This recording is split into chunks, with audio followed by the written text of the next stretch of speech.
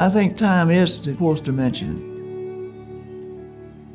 Time and change and the garden are all tied in together. Anytime you deal with plants, you're dealing with change. Sun and shade, shapes, sculptures, fruit, flowers, all are determined by change. I don't know that I've changed so much in the garden. Maybe the garden has changed more than me.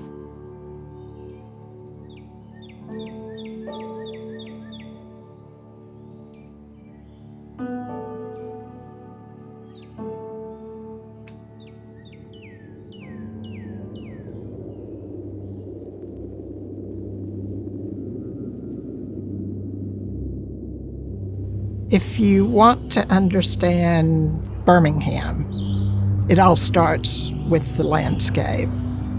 What was built, when it was built, where it was built, all stem from the landscape and the topography and the geology. As they laid out the city, it prospered. And as it prospered, the furnaces and the foundries filled the valley with soot and noise and heat and grit. And residents began thinking about, we'd like to move up to those wooded hills that are climbing up from the valley.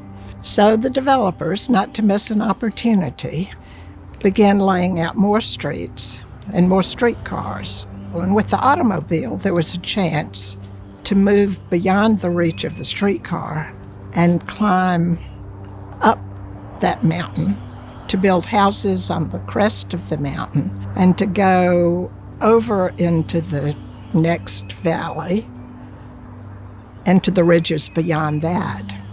And Louise Wrinkle's garden is a remnant of those woodlands that lay over the first mountain in the next valley. The house was built in 1938 by my father.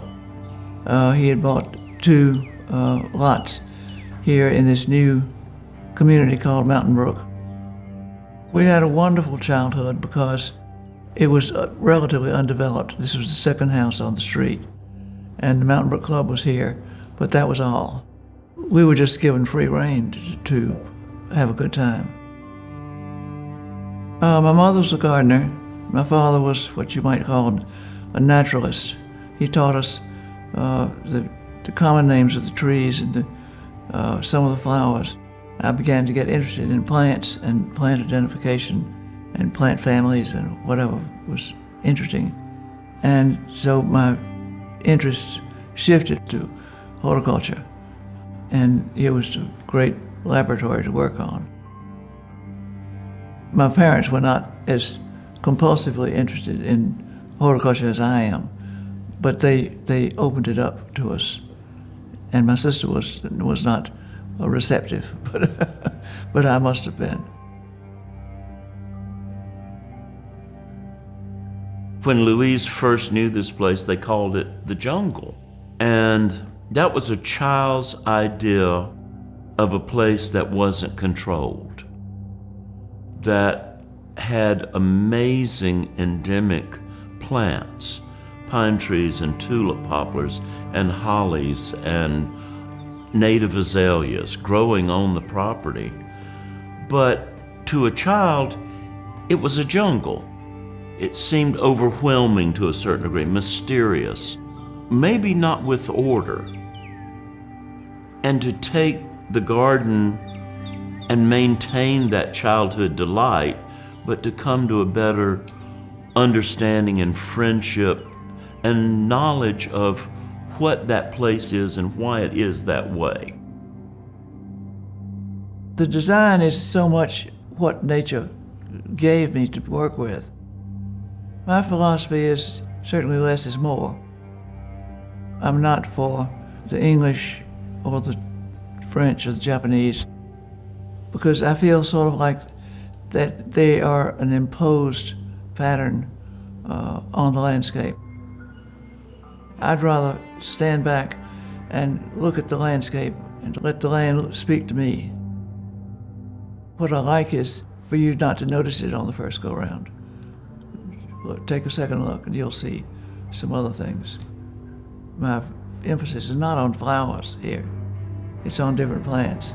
And what I would like is to people to realize that things are happening with different plants in different seasons of the year, different days of the year. Their buds are swelling and things are flowering and things are going into fruit. And there's always something changing. There's always something to see. Woodland gardening is about anticipating being surprised. Every now and then you'll be standing and the wind will blow, or it'll be a different season than the last time you stood in that place. That in the autumn or the winter you see views that in the summertime are obscured. And you think about, is that important? And if it's important, what do we do about it? How do you incorporate experiencing the garden as it really and truly is?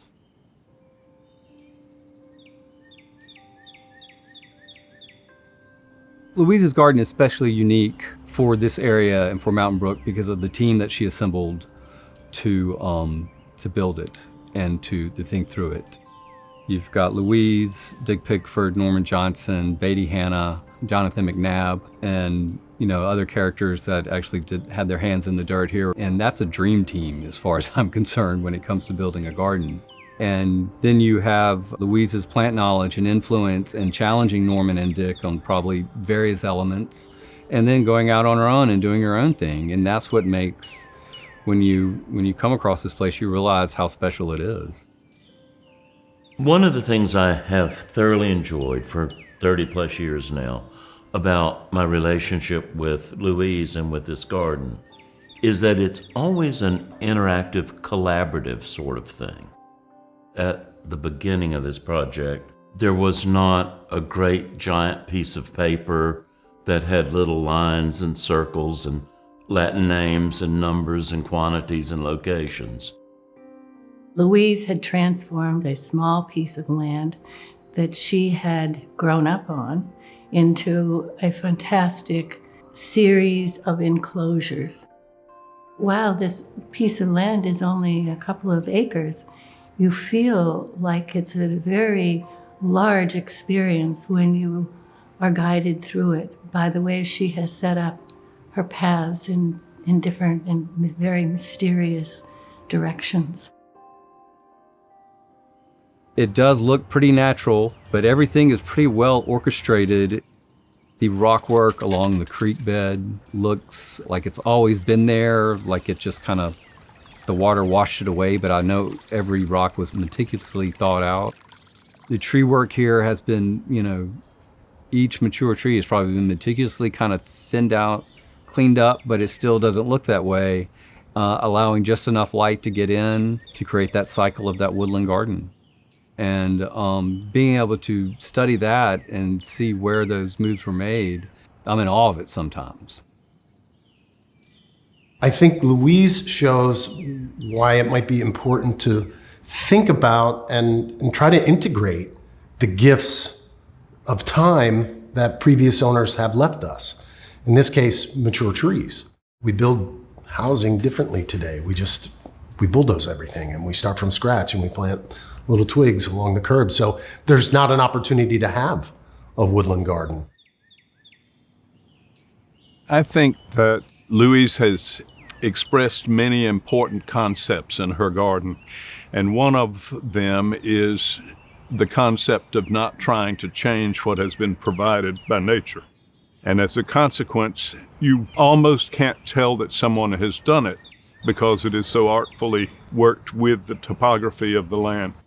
It's idiosyncratic, and it is a southern garden because it is located in the south, But there's a romantic view of southern gardens as being large flat lawns and long alleys of live oak trees festooned with Spanish moss, and that is not what this southern garden is about.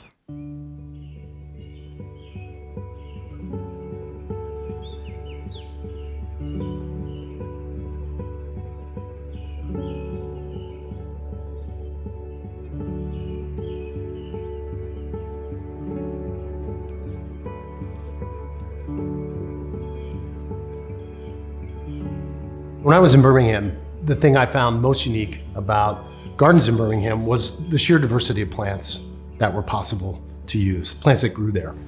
And certainly there were many gardens that just had, the 10 plants that everyone had, maybe traditional southern plants, crepe myrtle, boxwood, hydrangea, camellia, southern magnolia. But the breadth of native plants that are actually native there, that was something I really had to get used to, and it was kind of a shock. Now, this is a garden that blends both native plants, it's mostly native plants. It has some exotic plants, so she's not an ideologue, but it's mostly native.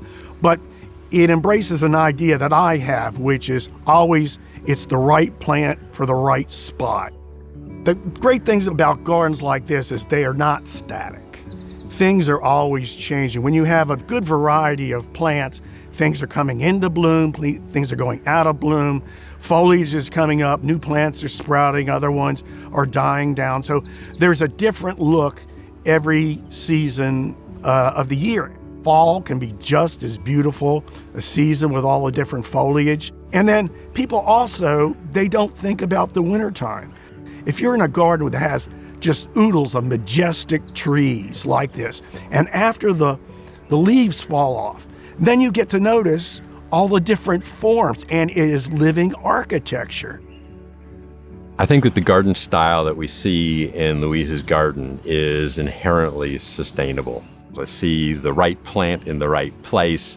I see a relatively low maintenance garden that needs a nudge here and there, but I don't see a lot of turf or lawn area that needs to be mowed.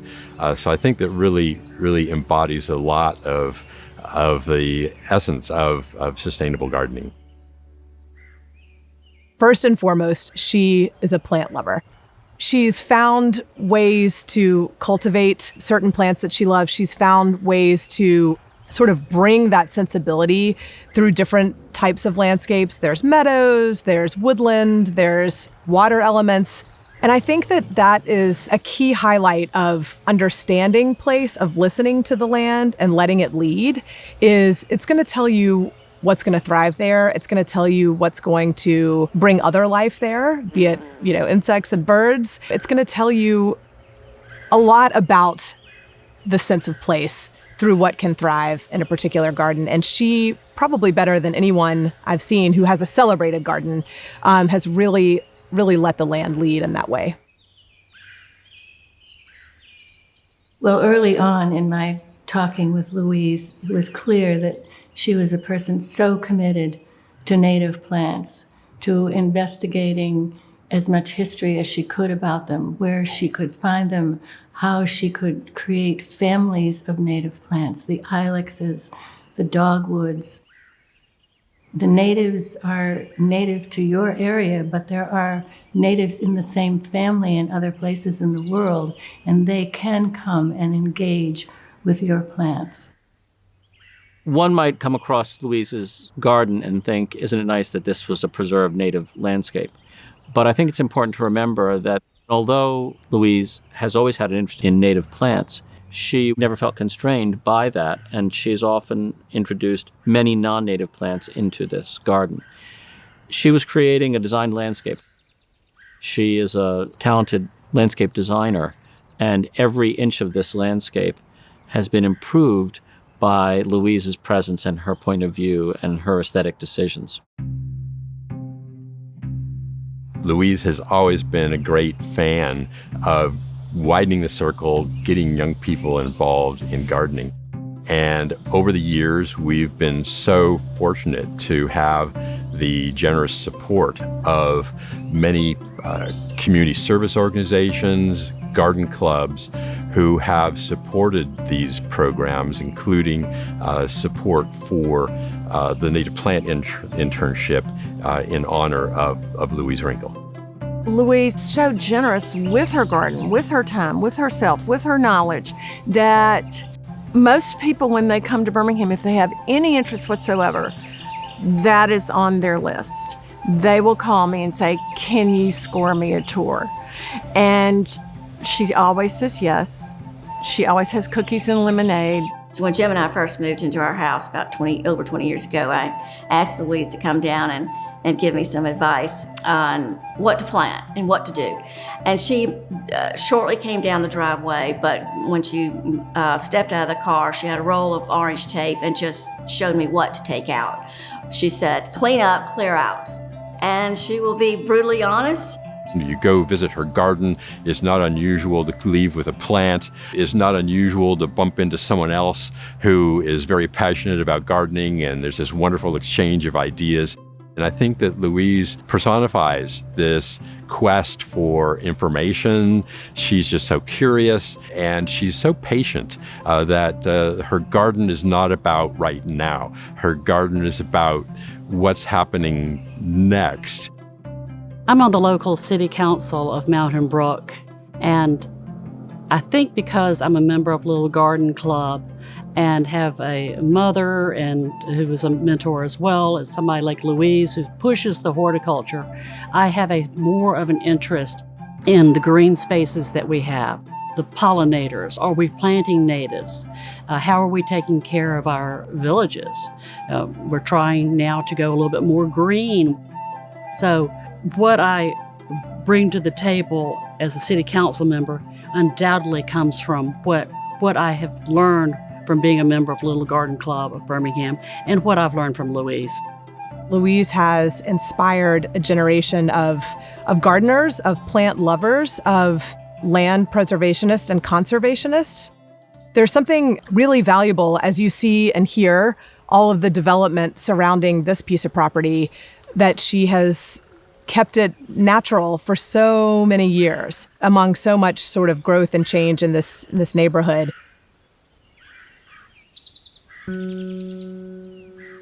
In 2018, I published a book called Listen to the Land. It was to record what had been done in 30 years. I just thought it would be interesting for somebody else who had the same situation to see what somebody had done. I've had great reassurance from people that I don't know that they've enjoyed it and learned a lot, which is, I've always been interested in teaching and informing people. So it's been a wonderful experience. When I think about Louise's book, Listen to the Land, it's a romance. It's a relationship that was rocky, no pun intended, but and full of travail and full of glory and victories and aha moments and frustrations and teamwork and partnerships. It's so beautifully woven together. I wish there were more books from individuals like this, because it is a very powerful document of one woman's life in a garden. Years spent being close to nature, living with nature, learning from nature. It's a very honest and clear journal of a woman's life in a garden, and I think very valuable for people to read. I hope between the book, between garden visiting, between conversations with people, that the presence of the garden has kind of grown beyond its geography, and that maybe the garden has become a presence, at least at a certain level in a certain context, of our American gardening culture.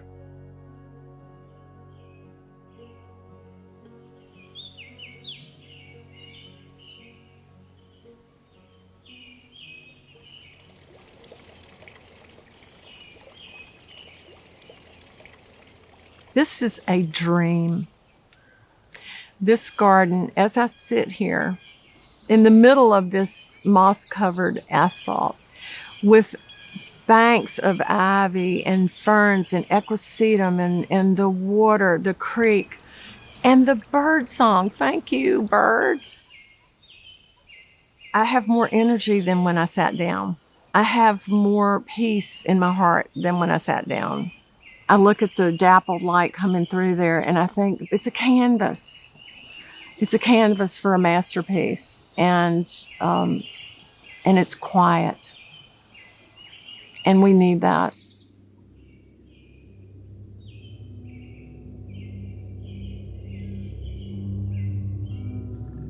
Any garden is an autobiography.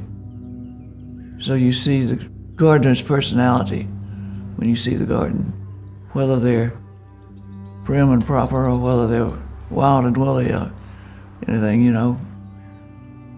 I think of it as just a natural area that we've enjoyed all the time, but other people seem to enjoy it so much too.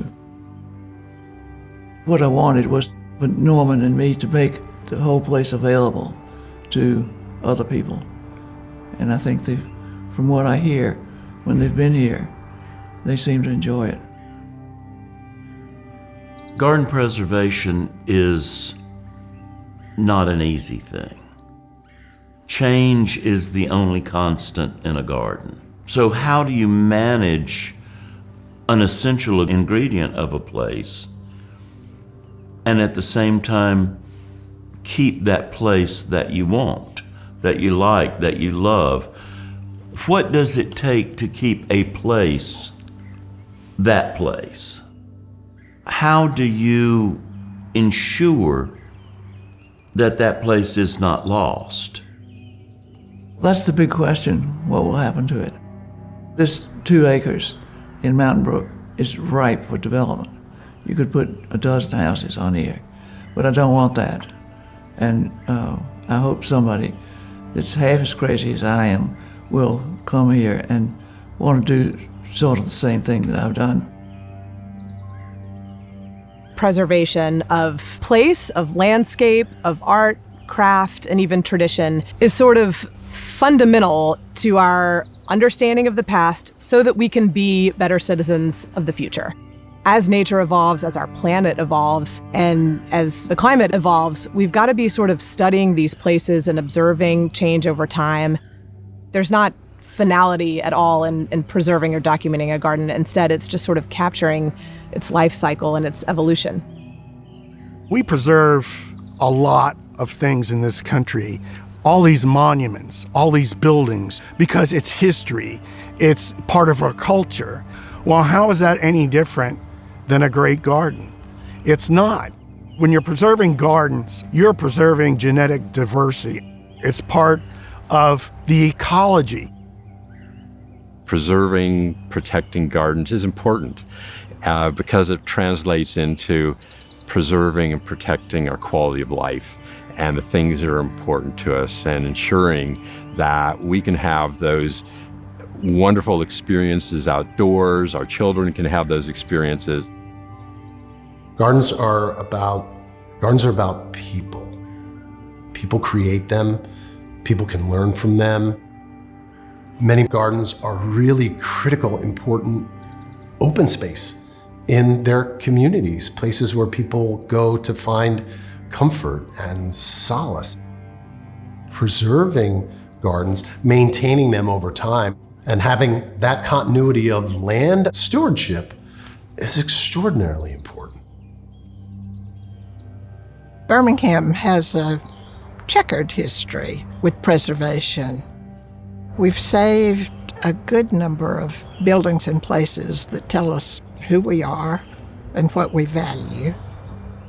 We have to keep that in mind about what we preserve, and then being open to a place that's always becoming. We don't want to be frozen in time.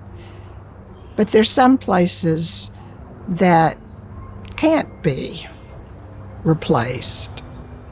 This garden is a piece of the city's identity. If we lose this place, we lose a treasure that is a gift now, and it's a gift for future generations. It's a place that can't be replaced.